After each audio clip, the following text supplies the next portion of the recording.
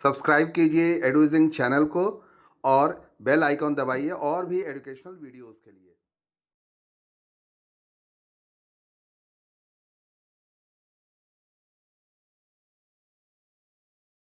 एडुजिंग के motivational videos में दोस्तों आपका स्वागत है।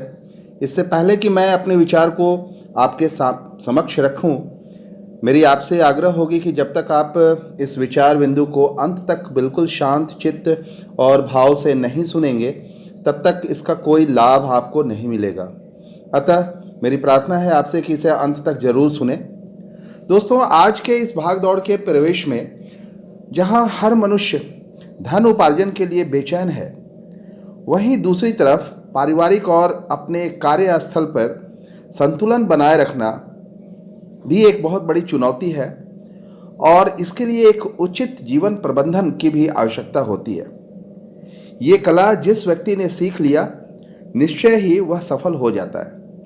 इन्हीं सब विचारों के साथ मैं शैलेंद्र एक बार फिर आपके समक्ष अपने विचार साझा कर रहा हूं। दोस्तों, दुनिया हर पहलू पर इतनी प्रतियोगी होती जा रही है कि सफल से सफल व्यक्ति भी प्रबंधन के इस युग में असफल हो जाता है। और हमें यह भी विचार करना चाहिए या हमें ये ज्ञात है कि 3 प्रकार के प्रबंधन में सफल होना आवश्यक होता है। पहला निजी जिंदगी, दूसरा पारिवारिक जिंदगी और तीसरा व्यावसायिक जीवन में भी। तो जीवन के सभी क्षेत्रों में सफलतापूर्वक प्रदर्शन करना भी आवश्यक है, क्योंकि ये सभी आपस में जुड़े हुए होते हैं। यही नहीं, ये हमारे जीवन को पूर्ण भी बनाते हैं। मेरा मानना है कि दैनिक जीवन में परिवार के साथ साथ कार्यस्थल में भी प्रेमपूर्ण तथा संतुलित व्यवहार रखना बहुत महत्वपूर्ण है। जरा सी असावधानी शिखर से शून्य पर पहुंचा सकती है। अतः यदि हम हर परिस्थिति में सजग रहते हुए कार्य करना सीख जाएं, तो बेहतर प्रबंधन करने की कला में सक्षम तथा निपुण हो जाएंगे। ऐसा देखा जाता है कि हम दुर्गुणों को दूर करने में व्यर्थ ऊर्जा गंवाते रहते हैं। उसकी जगह यदि हम सद्गुणों के संचार का संकल्प ले लें, तो दुर्गुण स्वयं ही नष्ट हो जाएंगे। और भी बात यह होती है कि क्रोधपूर्ण भावों को अपने अंदर पहचानना तथा उनके प्रभाव से बचना एक सफल प्रबंधन है। अंदरूनी रूप से सजग होकर हमें अपने हर संबंध को यथोचित स्थान देना ही चाहिए। होता क्या है कि क्रोध हमारी तमाम जानकारियां, हमारी भीतरी विकास अवरुद्ध कर देती हैं और हमारे अंदर अहंकार भर देती हैं। इसलिए सबसे अच्छा प्रबंधन यह होता है कि मौन रहकर अहंकार को देखने पर क्रोध निष्फल हो जाता है। यदि हम विशिष्ट व्यक्ति बन गए, तो साथ ही साथ अहंकार भी जग जाता है। इसलिए एक सटीक प्रबंधन यह कहता है कि सामान्य बने रहकर सफलता और विशिष्टता को पचा जाना सीखना चाहिए।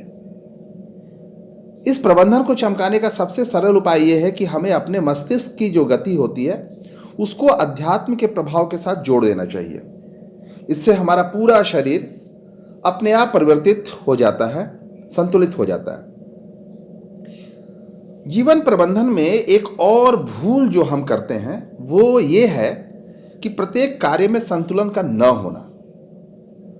यदि ऐसा होता है तो परिणाम भी गलत हो जाता है। संतुलन होने से परिणाम भी सर्वोत्तम हो जाता है। इसके लिए सबसे अच्छी बात तो ये होगी कि हम कार्य में लिप्त न होकर अवलोकन करना भी सीखें। यानी हमें बीच बीच में रुक करके अपने कार्य को अवलोकन करना चाहिए। अवलोकन किसी कार्य के संतुलित होने का, अच्छे या बुरे होने का आत्मविश्लेषण जैसा है। देखिए, ये तो सत्य है कि परिश्रम करने से प्रतिभा निखरती है, किंतु अपने भीतर उतरकर श्रम या प्राणायाम करने पर आंतरिक दोष दूर होता है।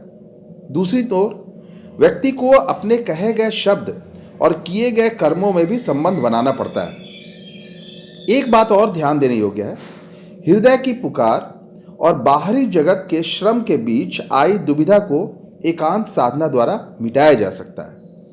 ये तो जग विदित है कि कर्म तो हर स्थिति या परिस्थिति में करना ही होगा, लेकिन प्रबंधन ये होना चाहिए कि हर काम को पूरी लगन और ध्यान के साथ करना चाहिए, टाल मटोल नहीं करना चाहिए।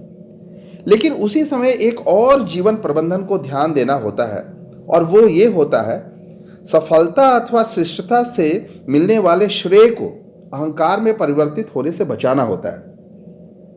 सफलता की दिशा में किए जाने वाले अपने प्रयास को संसार की प्रगति में योगदान की तरह देखना चाहिए। यदि दुर्भाग्य से कठिन परिस्थितियां आ जाए तो उससे बिना घबराए बेहतर बनने का मौका मानकर इन्हें स्वीकार करना चाहिए, ताकि ये कठिन परिस्थितियां हमारे जीवन को मांझकर उसे उन्नति पथ पर ले जाए।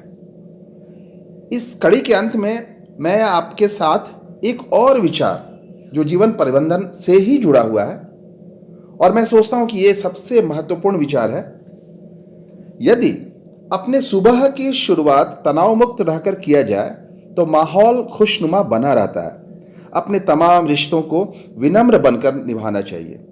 अधिकार और प्रभुत्व के साथ रिश्ते नहीं निभाना चाहिए। यहाँ ये समझना बहुत जरूरी है कि सद्भाव और प्रेम ही सफल प्रबंधन और प्रसन्न जीवन का मूल मंत्र है। परिवार तथा समाज की इच्छाओं और भावनाओं को सम्मान करना तथा परहित का भाव रखना भी बहुत जरूरी है।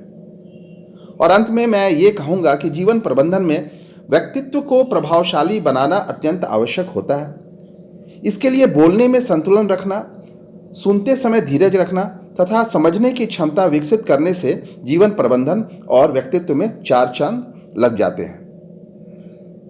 दोस्तों, आज के लिए ही बस इतना ही। मिलते हैं जीवन प्रबंधन की अगली कड़ी में नए विचारों के साथ। तब तक के लिए धन्यवाद।